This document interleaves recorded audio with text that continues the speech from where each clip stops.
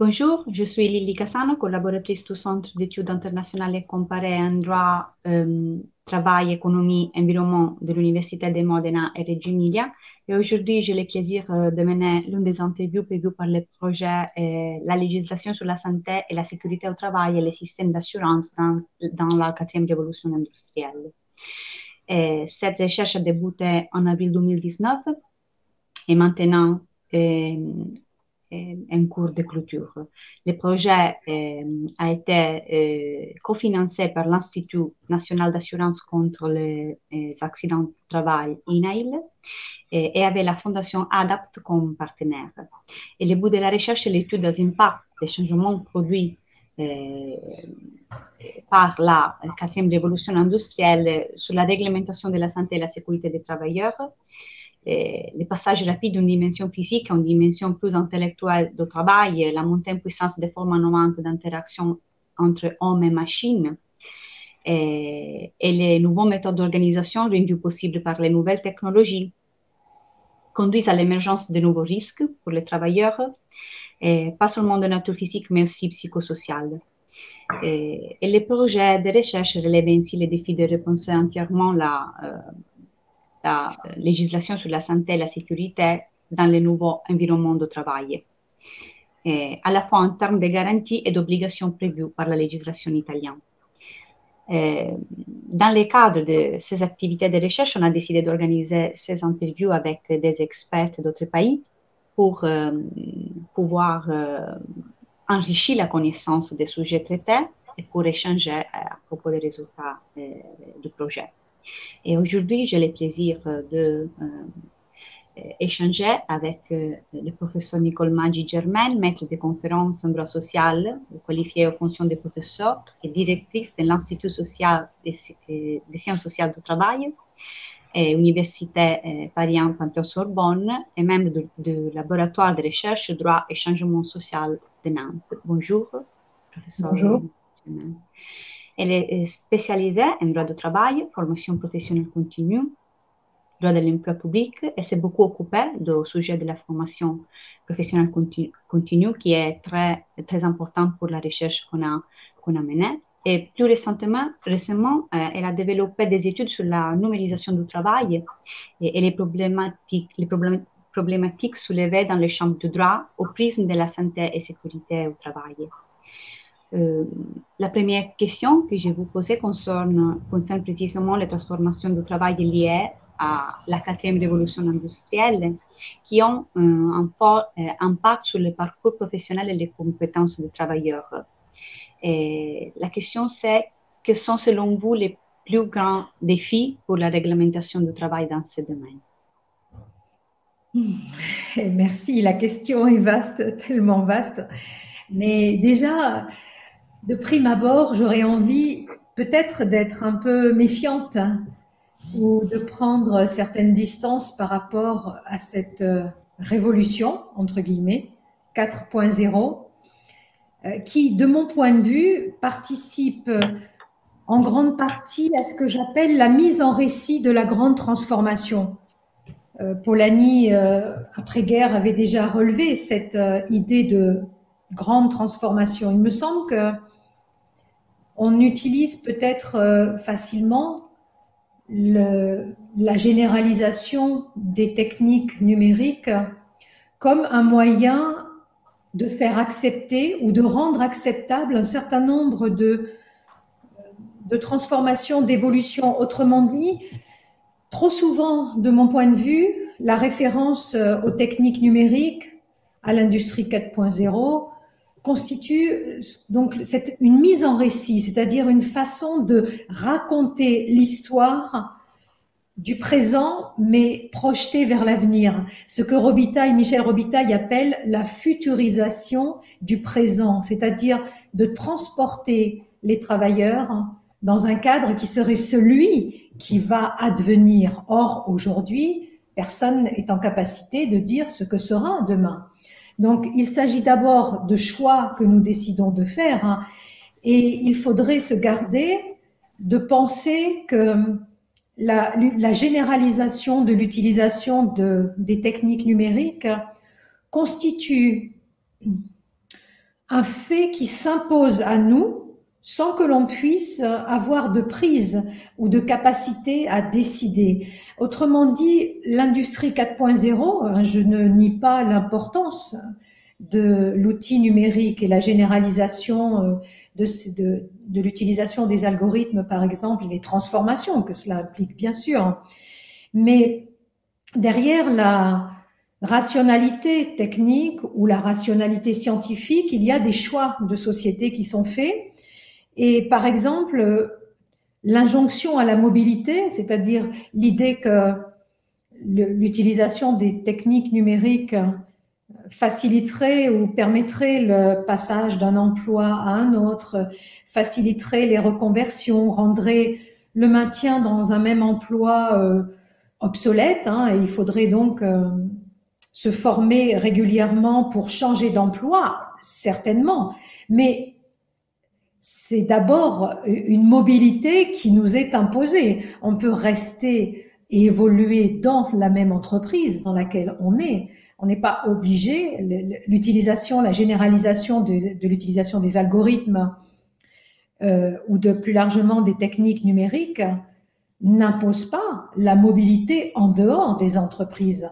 Autrement dit, il y a, me semble-t-il, derrière ce discours, cette rhétorique sur la généralisation de l'utilisation des algorithmes ou le passage à l'industrie 4.0, il y a aussi des choix de société qui sont réalisés et souvent qui ne disent pas leur nom, c'est-à-dire qui nous apparaissent comme étant donnés, imposés par l'industrie 4.0. Donc c'est pour ça qu'il me semble très important de démystifier ce qui constitue finalement une construction humaine de la façon dont nous envisageons l'évolution de la société.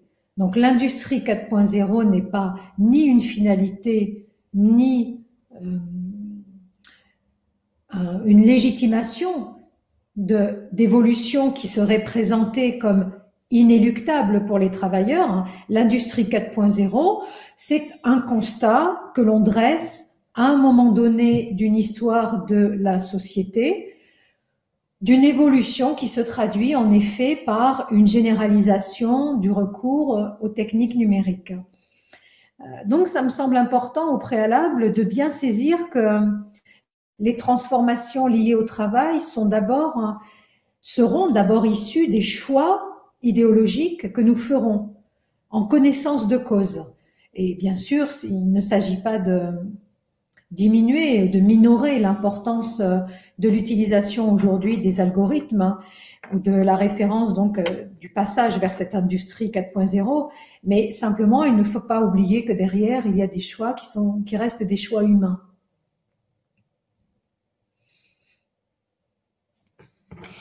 Ah oui, je suis d'accord.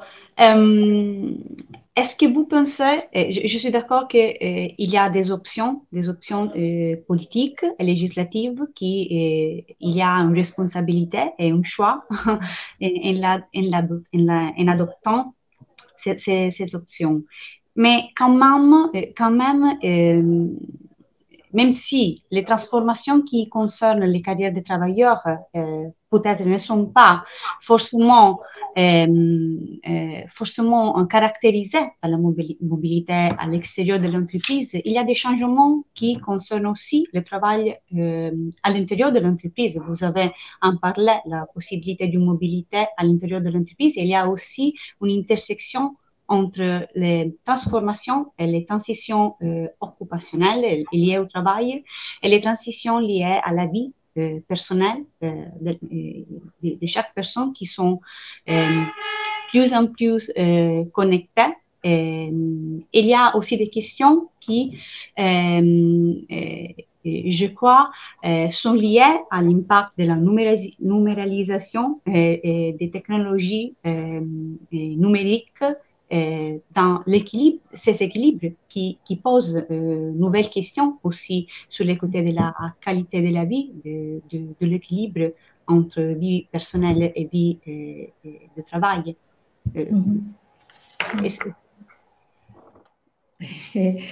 Oui, tout à fait. Alors, il me semble que il est certain que la généralisation de l'utilisation des techniques numériques facilite l'accès au savoir, à la connaissance. Ça, c'est un constat que tout le monde peut faire. De ce constat, l'erreur consisterait à penser que parce que l'algorithme ou l'accès aux techniques numériques est facilité, tout le monde peut y avoir accès et construire en connaissance de cause, de manière tout à fait libre, son propre parcours professionnel. Je pense que l'une des transformations peut-être que l'on observe aujourd'hui est cette idée qu'il suffirait de doter les travailleurs, les personnes d'un certain nombre de ressources pour qu'elles puissent les utiliser et orienter leur carrière professionnelle comme bon leur semble. Je pense que c'est une erreur fondamentale et alors on le voit au travers des propositions, y compris par l'État français, du recours à des applications, à des interfaces. Je recherche le nom qui permettent à Pix, je crois, pour la France, si mes souvenirs sont bons, c'est l'interface Pix qui est financée donc par l'État français, qui permet aux travailleurs d'auto-évaluer ses propres compétences.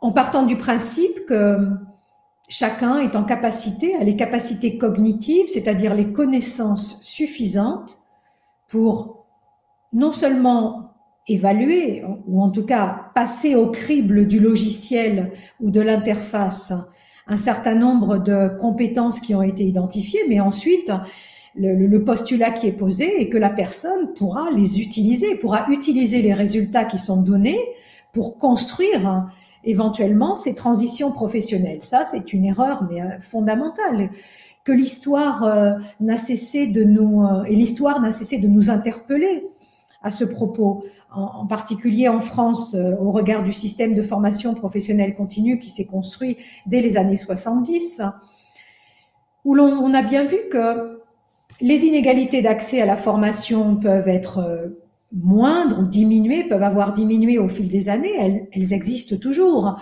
Et le constat que n'ont cessé de dresser les sociologues depuis 30 ans est celui d'une profonde inégalité d'accès à ces ressources.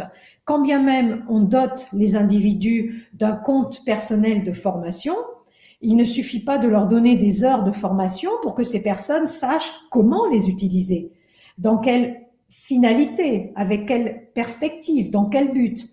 Autrement dit, la question de l'accès à la connaissance que permettrait l'industrie 4.0, qui s'appuie sur le postulat que les personnes ayant accès à cette connaissance pourront s'émanciper, être davantage autonomes et donc choisir la formation qui leur convient ou choisir de réorienter leur carrière professionnelle dans un sens qu'elles ont décidé. Cette vision est complètement utopique en l'état actuel. Tout simplement parce que les ressources cognitives des personnes ne sont pas les mêmes. C'est tout à fait envisageable pour un travailleur diplômé qui saura exactement où trouver l'information, où aller chercher la formation concernant un métier en tension vers lequel il veut se reconvertir. Mais pour la personne qui n'aura pas ces capacités cognitives, qui n'aura pas eu cette ressource initiale qui est donnée par la formation initiale, par la capacité des personnes qui a été acquise dans le cadre de la formation initiale. Donc, pour toutes ces personnes qui n'auront pas eu accès à ces ressources qu'a pu donner la formation initiale, ça restera à l'état incantatoire. Ça restera un projet, mais qui ne sera absolument pas effectif.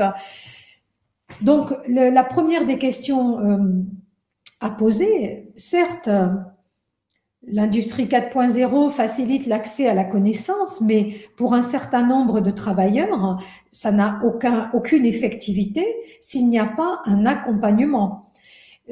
La France l'a, je pense, assez bien fait au travers d'un droit à l'accompagnement qui a été mis en place, qui est gratuit, accessible à tous les travailleurs, mais encore faut-il que le travailleur sollicite, qu'il sache, qu'il connaisse l'existence de cet accompagnement et surtout que cet accompagnement fasse sens pour lui, c'est-à-dire qu'il comprenne l'intérêt de se faire accompagner.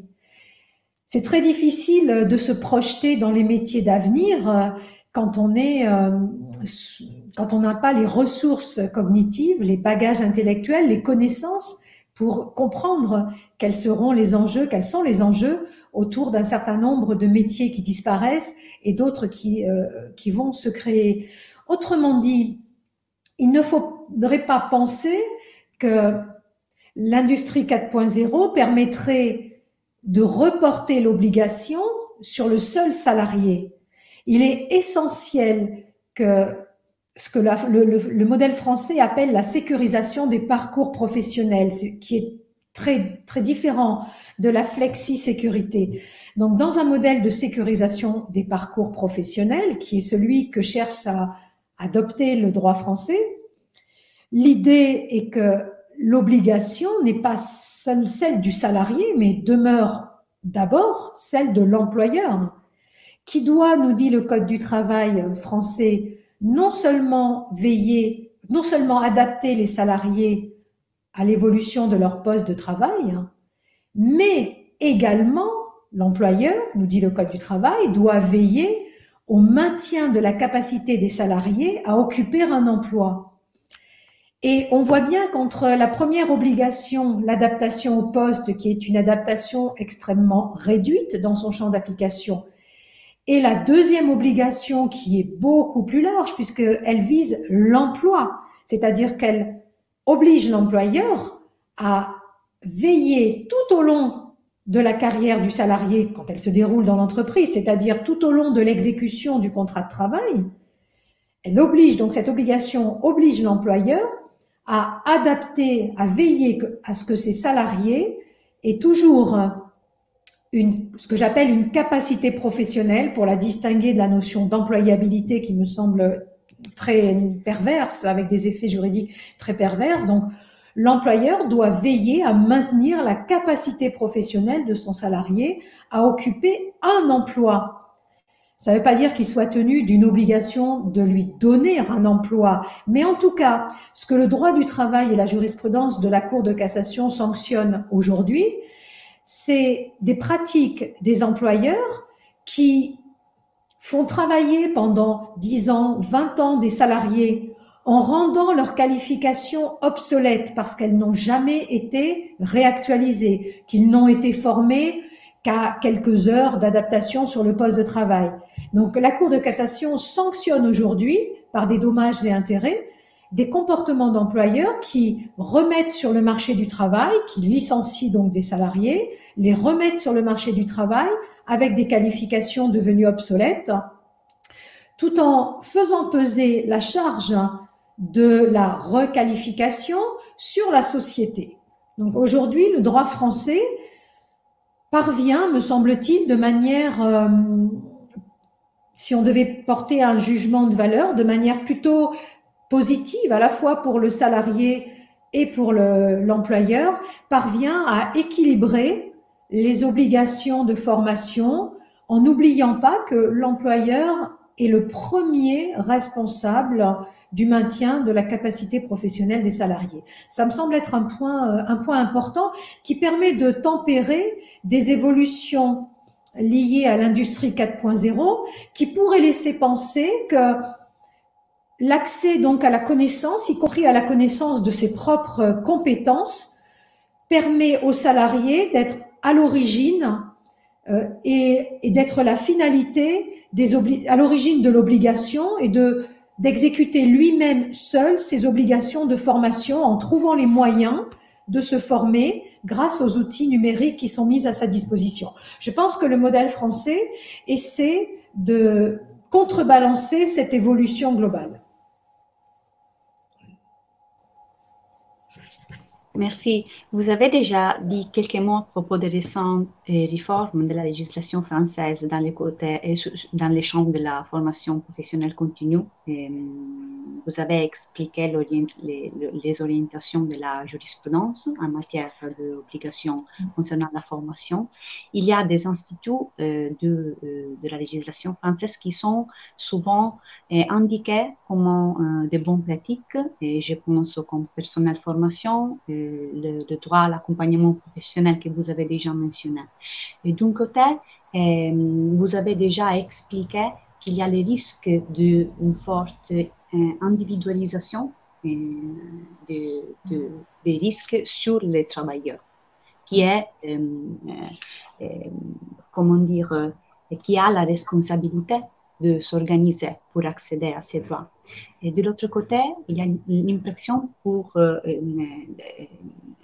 en observant l'évolution de la législation française sur la formation professionnelle continue, qu'il y a eu, comment dire, une marginalisation du partenaire social qui avait un rôle très fort dans ce système.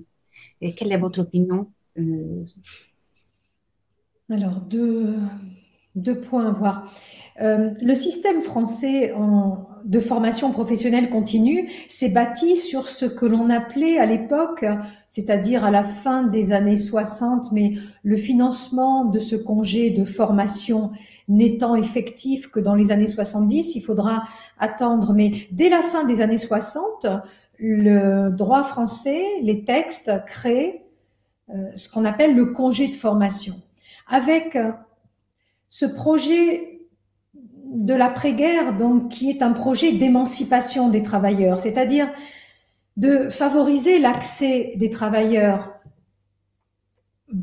aux postes, aux emplois libérés, bien sûr, et notamment de favoriser le passage vers le statut de cadre. Mais le projet de l'après-guerre va au-delà. Il cherche aussi à promouvoir la personne. Il y a toute une dimension humaniste de promotion sociale qui est très forte et que l'on va retrouver formalisée dans la création du congé donc de formation qui deviendra en 70-71 le congé individuel de formation, ou peut-être un petit peu plus tard, il s'appelle peut-être encore congé de formation. Il deviendra ensuite le congé individuel plus tard, congé individuel de formation.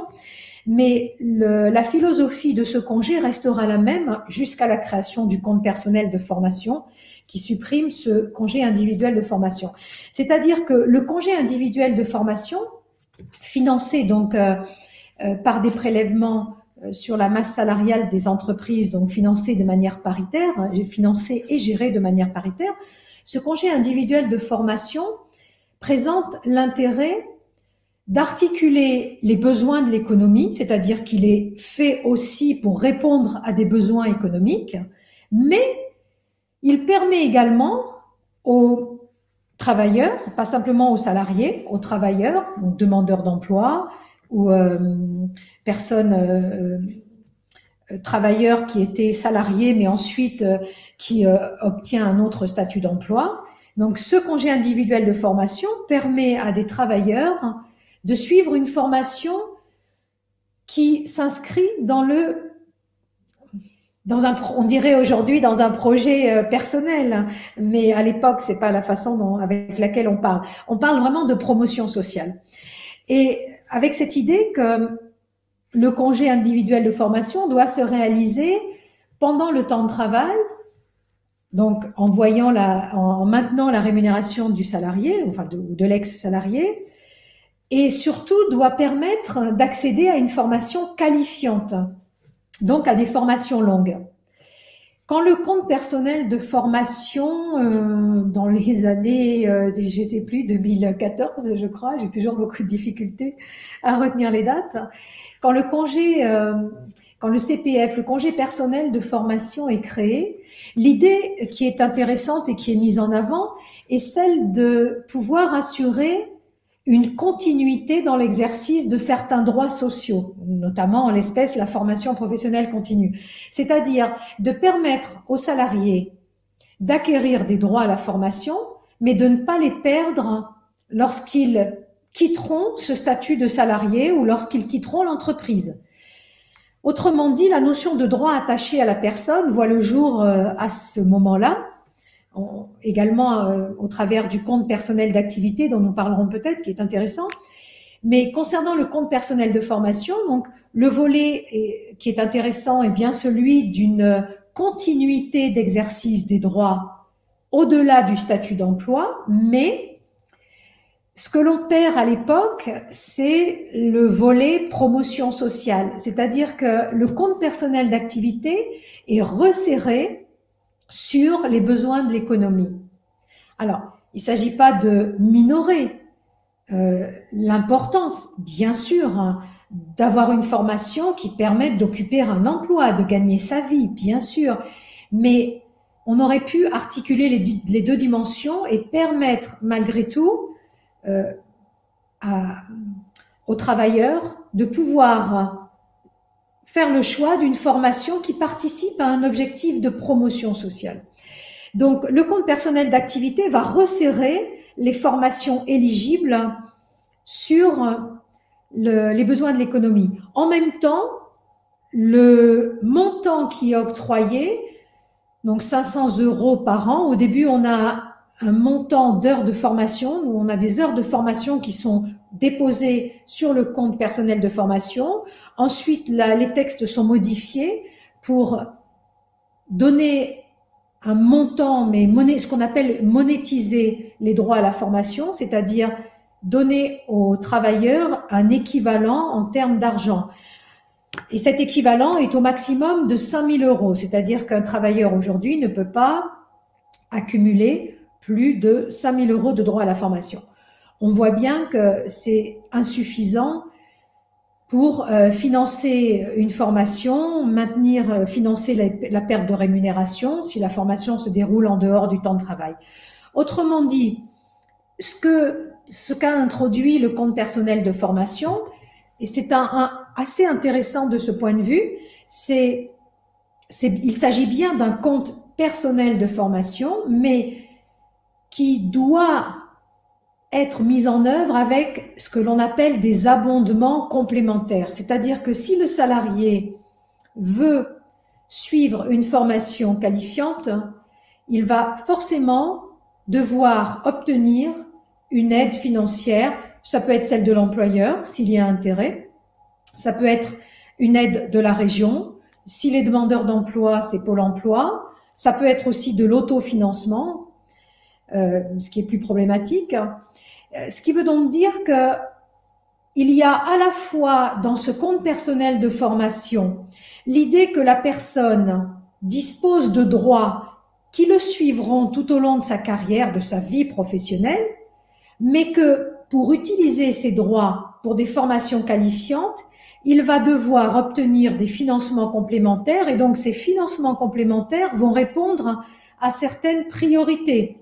Une région va abonder des comptes personnels de formation, mais suivant des priorités qui auront été définies. Donc, ce mécanisme, je trouve, de ce point de vue-là, est intéressant parce que il ne laisse pas complètement le salarié, le travailleur, seul avec ses droits à la formation, mais il lui permet ensuite d'être accompagné par les priorités qui sont données par les organismes ou les institutions tierces qui vont ensuite l'aider à financer sa formation. Et de ce point de vue-là, je trouve qu'on est bien dans une logique d'individualisation, mais qui s'articule avec des mécanismes plus, collectifs, qui se traduisent par des priorités qui sont données par les organismes, les institutions financeurs.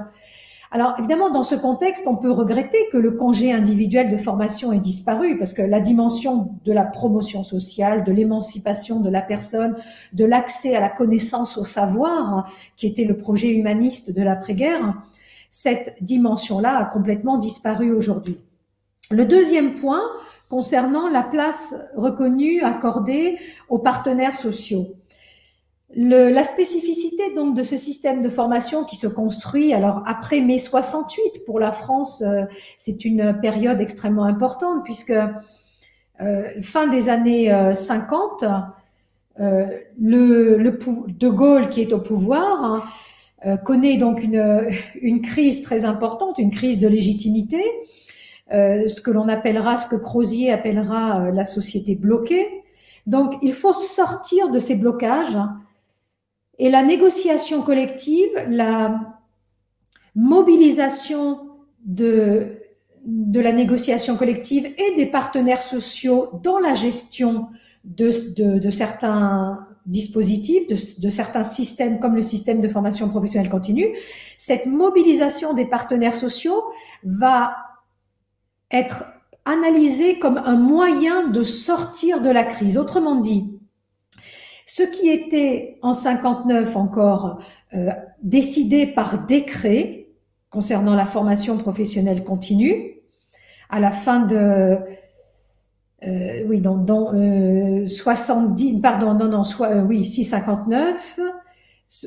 69, excusez-moi, à la fin des années 60, donc avant 68. Donc, ce qui était pris par décret va être transféré dans le champ de la négociation collective. Donc, à la fin des années 60, ce ne sont plus des décrets qui interviennent dans le champ de la formation professionnelle continue, mais ce sont des accords collectifs. Et des accords collectifs signés au niveau national et interprofessionnel. Donc, c'est à ce moment-là que cette hiérarchie ou cette, articulation des normes dans le droit de la formation professionnelle continue va trouver ses fondements.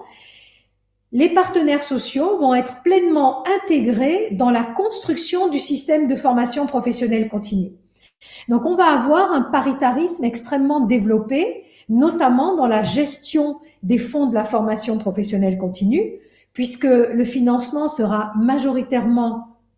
la formation professionnelle continue sera majoritairement celui des entreprises. Donc, c'est une partie des salaires qui est prélevée et qui sert à financer la formation professionnelle continue. Et ce financement sera géré par les partenaires sociaux eux-mêmes.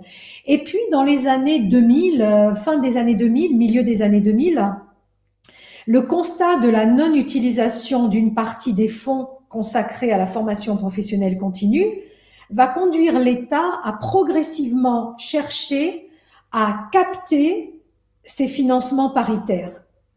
Jusqu'à, pour le dire très vite, jusqu'à ce qui se passe aujourd'hui, c'est-à-dire que les fonds de la formation professionnelle continue ne sont plus aujourd'hui gérés de manière paritaire par les organismes paritaires collecteurs agréés, mais ils sont co-gérés par les partenaires sociaux et par l'État qui oriente, par les priorités qu'il définit, qui oriente l'utilisation des fonds de la formation. Donc, de ce point de vue-là, on constate qu'il y a ce que j'appelle une mise sous tutelle du paritarisme, c'est-à-dire une utilisation par l'État des fonds de la formation professionnelle continue paritaire au travers d'orientations, de priorités qui sont déterminées unilatéralement par l'État. Donc ça, c'est une des grandes évolutions de ces dernières années qui fait qui donne le sentiment que les partenaires sociaux accompagnent aujourd'hui les politiques publiques de l'emploi et de la formation plus qu'ils ne sont en capacité de déterminer eux-mêmes les orientations qu'ils souhaitent donner dans l'utilisation qui serait faite de ces fonds paritaires liés à la formation professionnelle continue. Donc, il me semble qu'il y a là une évolution structurante que l'on peut rattacher à l'émergence dans le droit français, mais c'est un constat, je pense, qui est partagé par beaucoup de pays dans le monde, de l'émergence de la notion de dialogue social. On connaissait la négociation collective, on voit dans les années 2000 en France émerger dans le droit cette notion de dialogue social, jusqu'à son inscription dans le Code du travail, et qui permet à une loi d'être précédée d'une négociation au niveau national et interprofessionnel qui peut déboucher sur la conclusion d'un accord national interprofessionnel. Simplement, le pouvoir législatif, le Parlement, n'est pas lié du point de vue juridique. Il peut être lié politiquement, lié moralement, mais juridiquement, il ne l'est pas. Il n'est pas lié par cet accord. Ce qui fait qu'on voit se développer un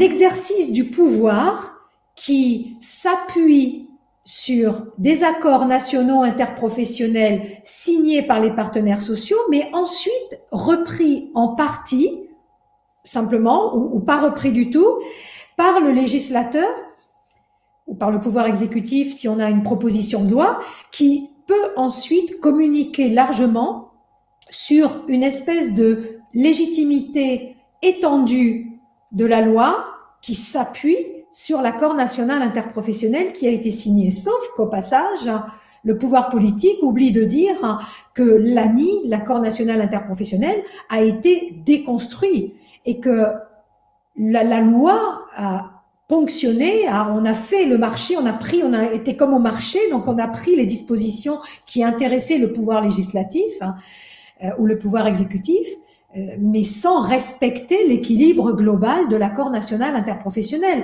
Or, n'importe quel juriste spécialiste de droit du travail sait qu'un accord collectif ne peut pas s'entendre, ne peut pas se comprendre en dehors de sa globalité. Il y a bien un équilibre entre les clauses. Certaines clauses vont être acceptées par une partie parce qu'ensuite, cette partie-là sait qu'elle va pouvoir obtenir plus sur une autre partie. Il y a donc un équilibre et on ne peut pas prendre certaines clauses sans remettre en cause la philosophie, le fondement, l'équilibre même de cet accord. Donc, de ce point de vue, cette politique du gouvernement et du Parlement, donc de s'appuyer sur un accord national interprofessionnel, mais en choisissant de reprendre simplement quelques dispositions, quelques clauses, peut contribuer à affaiblir les organisations syndicales et les organisations professionnelles d'employeurs, puisque on déconstruit, la loi déconstruit ce qui a été décidé par les partenaires sociaux. Donc voilà un peu de ce que je pouvais dire sur la question du paritarisme, mais ça reste un sujet en soi. Merci beaucoup. Sur les côtés de l'évolution du système de paritarisme, de gestion de la formation continue, on a eu des évolutions similaires dans le contexte italien, avec la réduction, comment dire, du rôle des sujets des organismes paritaires pour la gestion de la formation continue qui est liée aux résultats pas trop satisfaisants de ces activités dans le passé. Et on a eu aussi des problématiques spécifiques sur les côtés de la formation dans le domaine de la santé et sécurité. Et c'est sur ce point-là que je voudrais échanger avec vous maintenant. Dans le système italien, on a relevé qu'il y a une approche trop bureaucratique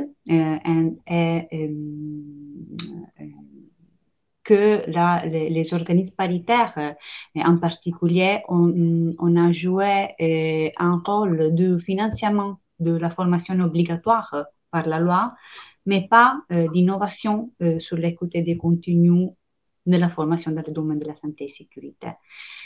Voilà, c'est juste un exemple. La question concerne, selon vous,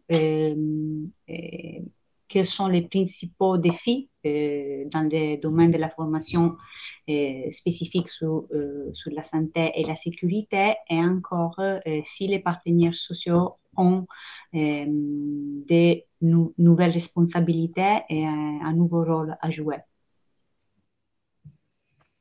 Alors, là encore, c'est une vaste question. Alors, il est indéniable que la généralisation de l'utilisation des algorithmes et plus largement donc l'utilisation généralisée du numérique, on le voit avec le travail à distance, le travail en visioconférence, le télétravail génère de nouveaux risques. C'est évident, bien sûr. Ensuite, la question qui va se poser du point de vue du droit est de savoir si... Alors, elle s'est déjà posée en France. Elle s'est déjà posée depuis très longtemps en France quand il existait un plan de formation de l'entreprise, c'est-à-dire quand l'entreprise déterminait dans un document qu'elle présentait aux syndicats, qu'elle présentait pas qu'aux syndicats, aux institutions représentatives du personnel pour obtenir leur avis. Donc, sur ce programme de formation, le problème se posait déjà concernant la nature juridique des formations relatives à la sécurité au travail. Puisque dans la 4e partie du Code du travail français, il existe un ensemble de dispositions qui imposent à l'employeur de mettre en œuvre des formations obligatoires à la sécurité. Autrement dit, la question qui se posait au moment où le plan de formation faisait l'objet de consultations devant le comité d'entreprise, aujourd'hui le comité social et économique, était de savoir si ces formations à la sécurité devaient être comptabilisées parmi les formations qui devaient être financées par l'employeur. L'employeur, pour aller rapidement, devait consacrer 1,5% de sa masse salariale à la formation professionnelle continue. Donc, quand le plan de formation était soumis pour avis au comité d'entreprise, la question qui se posait était quel est le statut de ces formations à la sécurité? Puisqu'elles sont obligatoires, est-ce que l'employeur peut les déduire des 1,5% de la masse salariale qu'il doit obligatoirement verser? Et la solution n'a jamais été tranchée, mais la question qui se pose, puisqu'en France, il existe toujours une possibilité pour les employeurs d'utiliser les fonds paritaires ou d'utiliser des fonds dont l'origine est paritaire pour former leurs salariés, du point de vue juridique, est-ce qu'ils ne sont pas tenus ou je vais reposer la question autrement, est-ce qu'ils peuvent faire financer, est-ce qu'un employeur peut aujourd'hui faire financer par la collectivité ou par le paritarisme des obligations de formation à la sécurité qui relèvent de sa propre responsabilité, y compris pénale? Autrement dit, il me semble là qu'il y a une frontière du point de vue de l'analyse juridique du droit qu'on ne devrait pas pouvoir franchir. On ne peut pas s'assurer du point de vue pénal contre les risques, contre les infractions. C'est-à-dire que si l'on essaye de retourner le raisonnement, si l'employeur donc ne finance pas directement lui-même ses formations, ça veut dire qu'il fait reporter le risque ou une partie du risque sur d'autres personnes que lui-même. Et donc, il me semble que dès lors que l'employeur, en l'état actuel du droit et en France, est le seul maître, le seul décideur des choix économiques, c'est-à-dire que c'est lui qui va savoir si un métier va disparaître, un outil de travail va être remplacé par un autre, peut-être générateur plus de risques psychosociaux. Cette décision-là, qui est une décision qui concerne l'organisation du travail, on est d'accord, mais qui procède de choix économiques, cette décision-là est celle de l'employeur. Donc, il est difficile aujourd'hui, de mon point de vue, c'est une approche qui est la mienne, hein, je ne prétends pas donner un état des lieux du droit, mais il m'apparaît difficile de permettre à l'employeur d'une certaine manière de s'exonérer de cette obligation qui découle des choix qu'il a fait en termes d'organisation du travail, donc de s'exonérer de cette obligation en reportant sur le salarié cette charge de la formation en matière de santé et sécurité. Donc,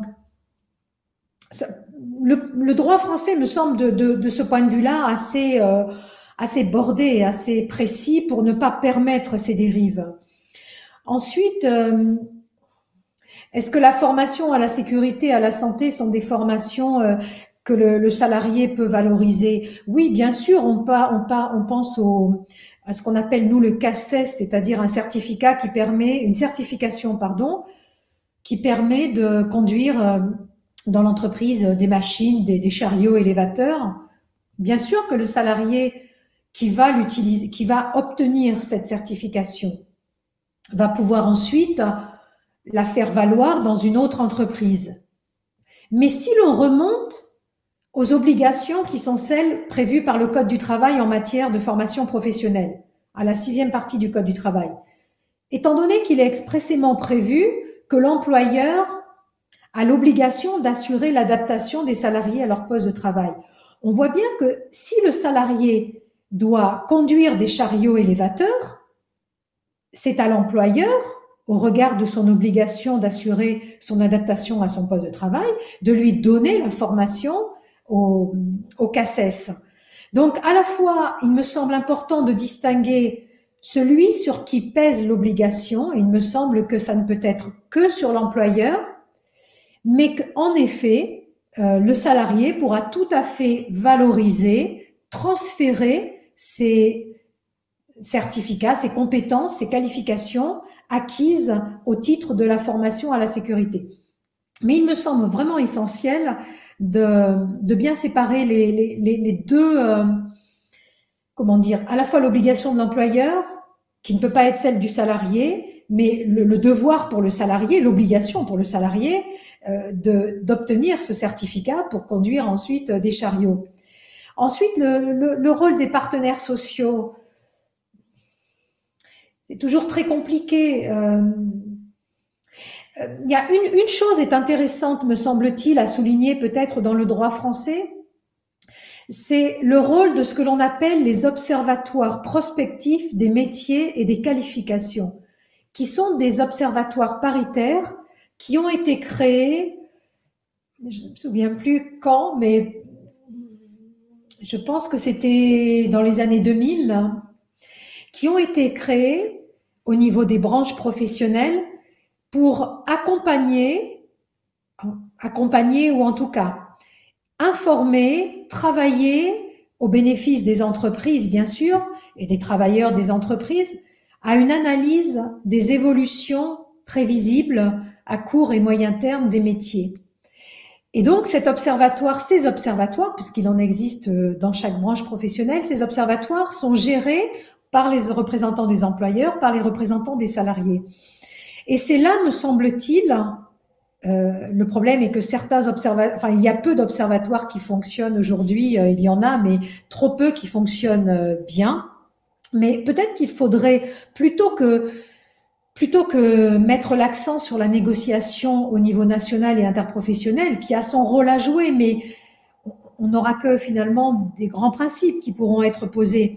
Peut-être que l'effectivité des normes posées à un autre niveau pourrait être plus dense, plus forte, si l'on permettait à ces observatoires prospectifs des métiers et des qualifications d'avoir une activité soutenue. Et là, il me semble qu'il y a un moyen d'articuler les obligations de l'employeur. Alors, l'employeur peut ne pas avoir connaissance, ne pas avoir les moyens de connaître les évolutions de son secteur d'activité à moyen terme. On ne peut pas demander à un employeur de tout connaître, de tout savoir.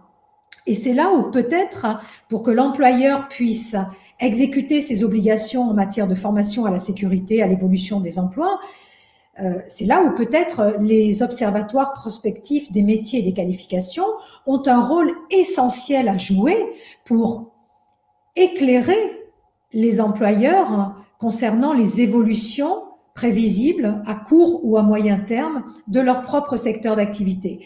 Et c'est, il me semble, cette articulation entre les différents niveaux, l'entreprise, le niveau de l'observatoire paritaire de la branche, la négociation collective de branche, la négociation collective au niveau national et interprofessionnel, la loi, il me semble que c'est en articulant ces différents niveaux de création du droit ou de la norme, on n'est pas forcément sur de la norme juridique, que l'on peut avoir un système assez cohérent qui accompagne les entreprises et les travailleurs dans l'évolution qui sera qui est celle déjà amenée par la généralisation de l'utilisation de l'outil numérique. Merci beaucoup pour ce dernier aperçu en particulier parce que la recherche un des résultats de la recherche qu'on a mené concerne la diversité des profils professionnels dans les champs et des compétences dans les champs de la santé et de la sécurité. Il y a différents régimes de qualification et de reconnaissance des compétences pour les travailleurs et pour les experts de la santé et de la sécurité qui montait, il y a un répertoire public, je parle pour l'Italie, il y a, il y a les rôles, les qualifications de la négociation collective, il y a aussi un rôle plutôt fort de la normalisation technique dans ces domaines qui concerne d'un côté les processus et les produits, mais aussi les profils professionnels et les compétences qui les travailleurs et les professionnels de la santé et la sécurité devront développer. La suggestion d'un régime des partenaires sociaux sur l'évolution des métiers et des qualifications, c'est très intéressant. Et merci, c'était la dernière question. Merci d'avoir fait ressortir des aperçus intéressants de l'expérience française, mais aussi des concepts et des problèmes plus généraux. En ce qui concerne les rapports entre formation, développement professionnel et formation en santé et sécurité, c'est très important de réfléchir au périmètre, aux limites entre les deux. C'est une suggestion très importante. Merci beaucoup pour votre collaboration. Merci à vous pour votre accueil. Merci beaucoup. Merci à tous pour votre attention.